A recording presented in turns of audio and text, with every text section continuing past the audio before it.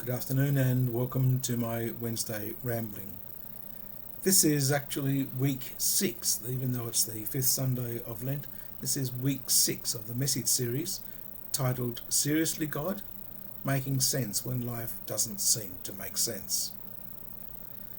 We've not tried to answer all of the questions and all of the challenges that we experience in this series, but we've looked at some of the questions that frequently cause obstacles as we try to understand what our relationship with God looks like. We've looked at what happens when God seems to say no to and in answer to our prayers, or when God doesn't really seem interested, or when God puts strange people in power. We wonder, how could God, a good God, do that? This weekend we're looking at perhaps the biggest challenge for many people when they come face to face with God, and that's the question of pain and suffering. How can a good God allow pain and suffering?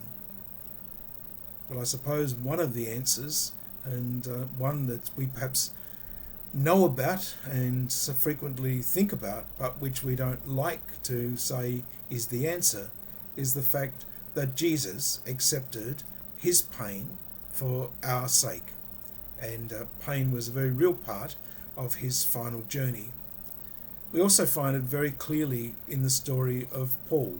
And as we read the Acts of the Apostles and see the different challenges that he faces, we can see the difficulty of pain and suffering, all for the sake of Christ, that Paul accepted.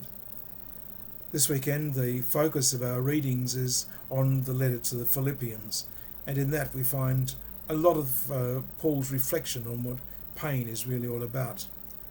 He tells us, I can believe nothing will happen that will outweigh the supreme advantage of knowing Jesus Christ my Lord.